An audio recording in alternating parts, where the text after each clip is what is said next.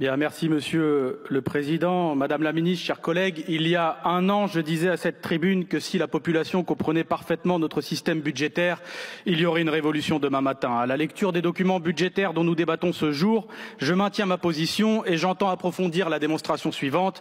Par son budget, le gouvernement français pille son propre peuple et par son budget, le gouvernement français règne par le mensonge, la dissimulation et l'absence de vote démocratique. J'ai l'intention de marteler ces éléments parce qu'ils sont essentiels à la compréhension des événements, mais aussi parce qu'ils sont basés sur des faits incontestables, chiffrés, documentés, auxquels vous n'avez d'ailleurs jamais vraiment répondu.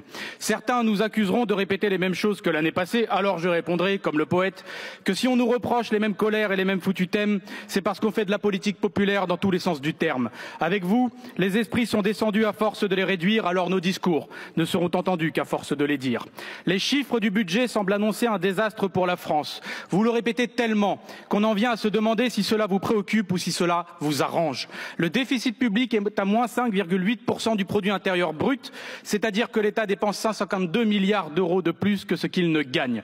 La dette publique, quant à elle, se creuse d'année en année, est elle ici établie à 3 305 milliards d'euros. Ce qui est fou, c'est que cela fait plus de 20 ans que tous les gouvernements qui se succèdent nous assènent comme des coups de matraque, que la priorité absolue est de désendetter la France, que la question de la dette est la justification de toutes vos politiques antisociales, de tous les renoncements, du dépouillement des services publics comme des Français, pour qu'au final, plus de 20 ans plus tard, on en soit toujours rendu au même point. En pire, le niveau de stupidité économique et de médiocrité de ceux qui nous gouvernent fait peur, à tel point que je crois bien que c'est pour ce genre de politiciens qu'il y a marqué « ne pas boire » sur les bouteilles de shampoing. Ces chiffres sont certes préoccupants parce qu'ils remplissent une fonction, celle de créer un choc suffisamment puissant sur les débats publics pour que tous vos éléments de langage saturent la pensée, paralysent les consciences et empêchent l'expression d'une alternative politique. Car oui, ces chiffres de la dette et du déficit sont préoccupants si on les regarde aussi idiotement que les vaches regardent passer les trains. Mais il faut rapprocher ce constat d'un autre constat dont on parle beaucoup moins.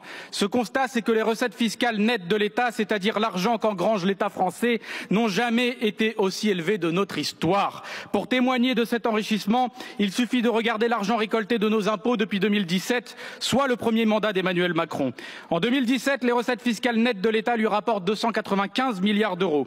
Après le Covid, les recettes fiscales nettes de l'État lui rapportent en 2021 la même somme, 295 milliards d'euros. Ensuite, les recettes de l'argent issu des impôts explosent. Elles passent à 323 milliards d'euros en 2022, puis 325 milliards d'euros en 2025.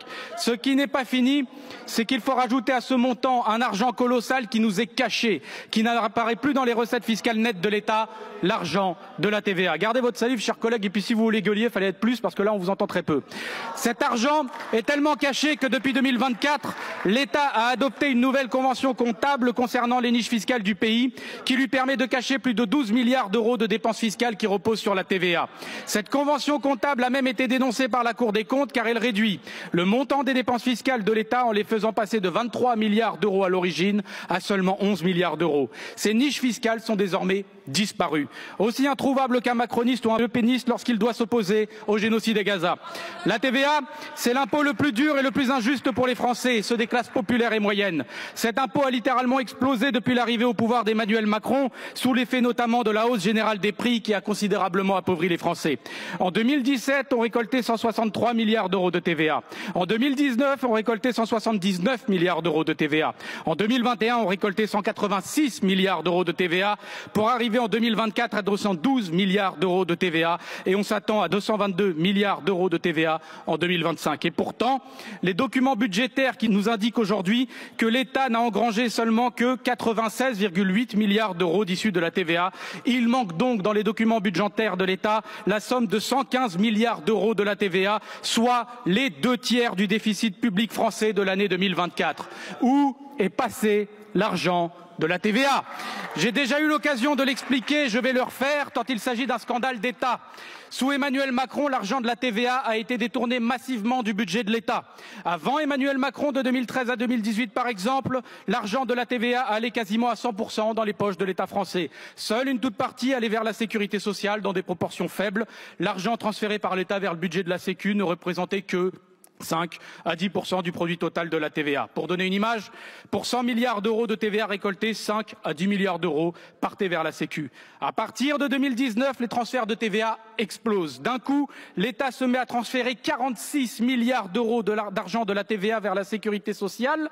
De ce fait, 26% du produit de la TVA a migré d'un coup vers la Sécu. Et depuis cette date, les montants des transferts explosent. On passe à 53 milliards d'euros de TVA transférés à la Sécu en 2021, puis à 57 milliards d'euros transférés en 2022. Et pour l'année 2024, nous en sommes à 58 milliards d'euros de TVA transférés. La raison de ces transferts est tout aussi scandaleuse. Elle est révélée dès 2019 par la Cour des comptes qui évoque dans son rapport sur les recettes fiscales de l'État, je cite, l'affectation aux administrations de sécurité sociale d'une nouvelle fraction importante de TVA, prenant principalement en charge le coût des baisses de cotisations sociales décidées en contrepartie de la suppression du crédit d'impôt pour la compétitivité et l'emploi. L'État français a donc fait porter à la sécurité sociale le poids d'une politique destinée aux grandes entreprises en la forçant à se priver de milliards d'euros à cause des exonérations de cotisations. Mais pour éviter l'implosion d'une sécu sociale privée de cotisations, le gouvernement a fait financer ses cadeaux aux entreprises avec l'argent de la TVA. L'argent issu de l'impôt le plus injuste est donc directement aspiré par l'État pour le redonner immédiatement au grand patronat. La conclusion est simple, elle est sans appel. Les gouvernements sous Emmanuel Macron nous imposent depuis plusieurs années une TVA sociale de 5 points de PIB tous les ans, sans débat, sans vote sur le sujet. Mais ce n'est pas tout. On a parlé ici d'une TVA sociale de 60 milliards d'euros, mais il ne manque pas 60 milliards d'euros de TVA, comme je l'ai dit, qui sont volatilisés. Il en manque presque le double en 2024. Il manque 115 milliards d'euros. Donc il y a encore plus de 50 milliards d'euros de TVA à retrouver, et on les a retrouvés dans ce texte. Il s'agit d'un transfert de 53 milliards d'euros de TVA aux collectivités locales en 2024, et ce pourquoi ? Pour là aussi compenser des cadeaux fiscaux faits, encore une fois, aux grands groupes avec la fin de la CVAE et pour compenser aussi la fin d'un impôt qui touchait certes en partie la classe moyenne, mais surtout les Français les plus riches. Cet impôt, c'était la taxe d'habitation. La conclusion est simple, elle est sans appel. Les gouvernements sous Emmanuel Macron nous imposent depuis plusieurs années non pas une TVA sociale, mais quelque part 2 TVA sociales pour un montant de plus de 110 milliards d'euros en 2024. Et il y a un enseignement d'une importance capitale, une leçon s'il fallait en retenir une, extrêmement importante dans ce que je dis qu'il faut retenir. Sauf quand il s'agit des plus riches avec la fin de l'ISF notamment, j'y reviendrai, les baisses d'impôts sous Emmanuel Macron n'existent pas. Les baisses d'impôts sous Emmanuel Macron sont un mensonge. Parce que ce soit la taxe d'habitation, que ce soit la cotisation sur la valeur ajoutée des entreprises, que ce soit les exonérations massives de cotisations sociales, tous ces impôts ont été compensés, ils n'ont pas disparu, ils ont été payés. Ils ont été payés par les Français via leur impôt principal qu'est la TVA. Et par conséquent, il n'y a pas eu de baisse d'impôts, il y a eu une reconfiguration de ces impôts et donc une reconfiguration de qui payait ces impôts. Et c'est là le plus scandaleux, c'est là qu'est organisé le pillage, c'est là que s'explique à la fois le dépouillement de l'État mais aussi l'appauvrissement généralisé et la destruction de nos services publics. Quasiment toutes les baisses d'impôts décidées par Emmanuel Macron ont été payées en réalité par un impôt sur la consommation de la masse des Français, des classes populaires et moyennes. Quasiment toutes les baisses d'impôts à destination des multinationales et les plus riches ont été payées argent comptant par la masse des Français via l'impôt le plus injuste qui existe.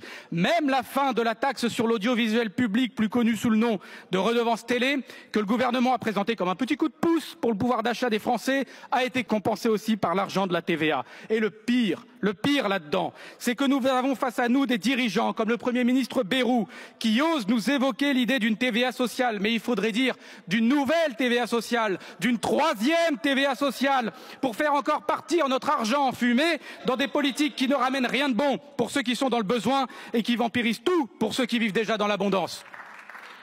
Comment s'étonner alors que notre société s'engouffre dans l'instabilité politique et sociale? Comment peut-on encore rester les bras croisés et s'étonner qu'en définitive, la colère dans le pays augmente aussi vite que les prix dans les Outre-mer? Alors on nous répète partout pour justifier ce cambriolage destructeur, car oui c'est un cambriolage où vous feriez passer Spaggiari ou Mesrine pour des amateurs. On nous répète partout que vous comprenez, les plus riches font tenir la France, c'est eux qui font tourner le pays en payant le plus d'impôts et blablabla.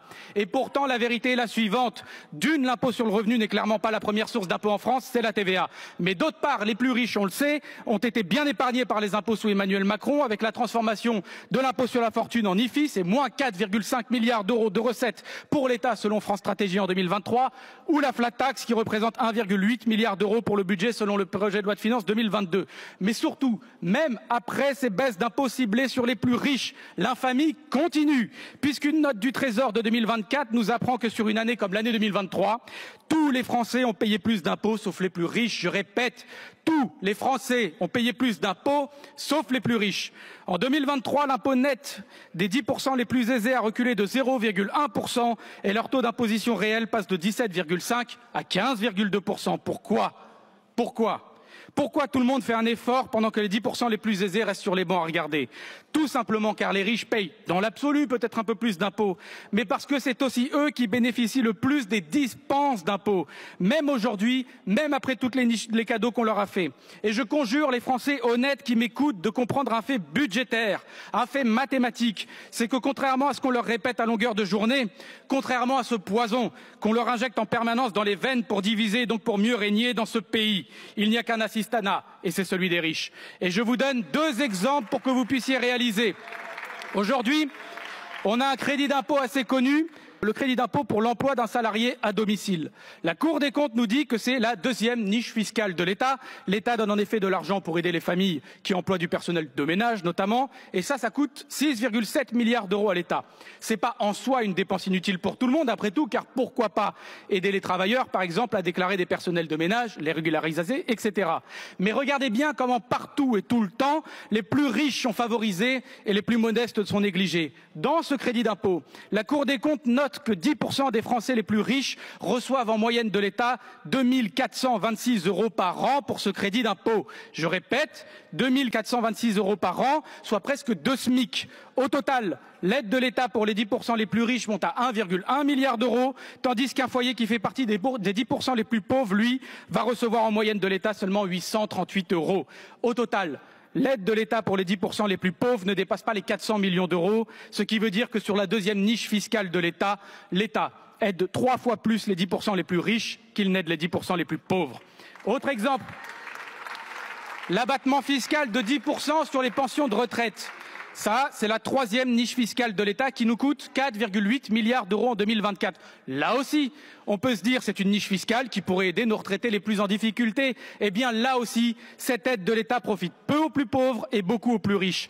La Cour des comptes nous apprend ainsi, je cite, « Le bénéfice par ménage est ainsi de moins de 8 € par an pour les 30% les moins aisés, contre plus de 900 € par an pour les 10% des ménages les plus aisés. » Donc, les 10% des ménages les plus aisés captent 30% du coût de cette dépense fiscale et donc 1,4 milliard d'euros.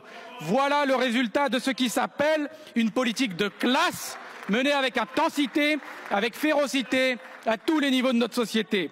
Et c'est précisément parce qu'il s'agit d'une politique de classe que ce gouvernement qui veut sabrer toutes les dépenses publiques, qui s'en prend à nos fonctionnaires, qui refuse d'investir dans la transition écologique, qui s'oppose à toute augmentation de salaire et des minima sociaux et qui laisse notre économie en souffrance, c'est précisément parce que c'est une politique de classe que ce gouvernement n'ira jamais chercher d'économie sur sa propre classe sociale, les grandes fortunes et les plus fortunés.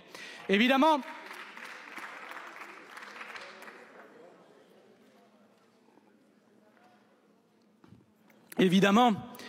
ce discours budgétaire constitue aussi un plaidoyer pour l'unité de notre peuple, car nous sommes bien conscients qu'à mesure que les richesses nationales sont aspirées par le pouvoir en place, à mesure qu'elles diminuent, à mesure que les services publics s'effondrent, à mesure que les frustrations s'accumulent dans les cœurs faute de moyens et que la rancœur grandit dans les foyers, le racisme vient jouer son rôle, celui de désigner des coupables à portée de main alors que le pouvoir est, lui, si lointain. Le racisme vient proposer à ceux qui ont l'impression que leur vie leur échappe, à ceux qui ont l'impression de disparaître, ce racisme vient leur proposer d'exister à nouveau, mais en écrasant les autres. Nous proposons, appuyés par les faits budgétaires que j'ai présentés, non pas de vivre sans colère, mais de la canaliser et de la rediriger là où elle doit être redirigée, vers l'État et vers ceux qui nous écrasent. Car bien sûr, il y a de la colère dans mes propos, mais comment rester sage vu l'état de la France que l'on nous propose? Car quand bien même le gouffre entre les Français semble immense tellement il a été creusé, sans discontinuer par des responsables politiques et médiatiques aussi cyniques que besogneux, Il y a bien une chose de commun entre tous les Français, ce sont les puissants qui nous harcèlent. Car collègues, prenez conscience de la colère que votre politique va créer et est en train de créer. Car l'humiliation est puissante et elle peut galvaniser des millions de gamins aux rêves subtilisés. Bien sûr, avec les œillères qui sont les vôtres, vous verrez cet appel à un retour à la paix sociale comme une perturbation, mais après tout, qui peut prétendre faire de la politique sans prendre position? Nous connaissons vos méthodes. Ces derniers temps, vous dissimulez votre violence en parlant de nous et en vérité de millions de Français qui contestent comme d'une meute de chiens déchaînés. Mais si la seule négociation avec vous concerne la longueur des chaînes de nos voisins, demandez-vous comment les Français ne finiront pas par vous mordre si vous les traitez comme des chiens.